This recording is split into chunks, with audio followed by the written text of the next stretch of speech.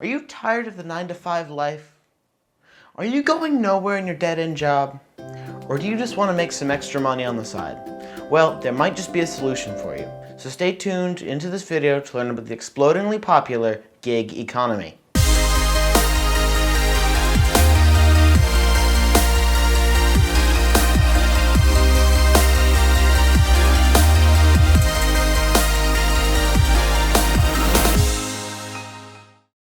Welcome to Encoded Productions.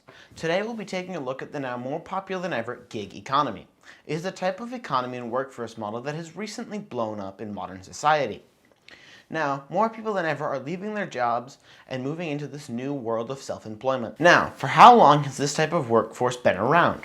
Well, it has been around for many years. People have always been self-employed, running their own businesses and such.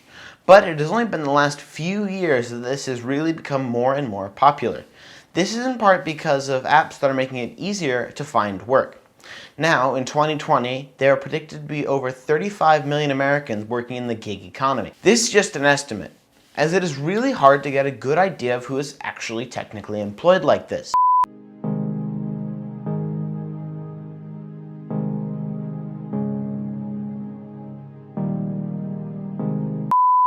As there are some who are self-employed but are not fully part of this new and up-and-coming economy.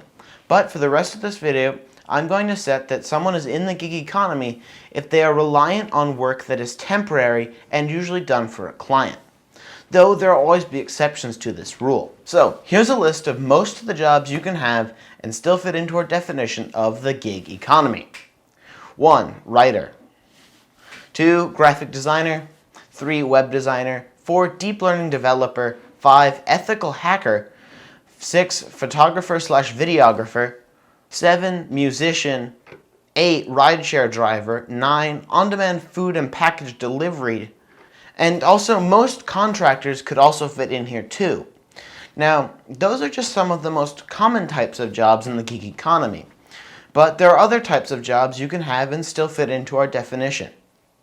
Now, if you are thinking of joining this new type of career, what are the benefits you're going to see, and by the same token, what are some of the downsides? For starters, there is the freedom to work from pretty much wherever and whenever you want. This is because most people will be able to work off something like a laptop, which allows you to work from anywhere with an internet connection. But if your job requires you to go somewhere, then, well, you can't work from anywhere. Other benefits could also be the fact that you would be working on projects that interest you. Actually, that is something really important for those who are self-employed. You need to love what you're doing to continue to be successful. It has been found that if you don't personally feel a passion for what you're doing, you're going to have a harder time staying motivated. Now, also to the effect of staying motivated, you have to almost make yourself feel like you're at an office, as this is one way to help keep yourself motivated on your work. But let's move now to some of the downsides. One of the major ones that I feel is pretty obvious is the fact that usually you're not going to get benefits, as you're not employed by an employer who's going to pay for them. So that is a major cost and consideration for those who are part of this workforce. But there are ways to get these sort of benefits through third parties. And to add to all of that, you can have a lot of dry spells of work, which can add stress to the whole endeavor. But on the upside, you can usually find work that is related to your field to help supplement your other larger jobs. One way to combat this lack of work is to always keep expanding your skill set. This is important as you will need to stay on the bleeding edge of your field to continue to get work. Now, not all gig economy jobs benefit from more schooling, but it will help for most. Now, even if you stay on the bleeding edge of knowledge in your field, how will you still find work? Well, there are several apps out there and all have certain benefits and downsides. These apps are usually the only way for those doing on-demand work to find jobs. But as a downside, most apps usually take a commission. But another way to get work is through word of mouth. This, for the most part, is a great way to find work as friends trust friends, which can help you out a lot. Now, for on-demand workers, this is less relevant as they usually get jobs from a third-party app, as I mentioned earlier. As for how all of this works, how it goes from job offer to invoice, well, let me just explain.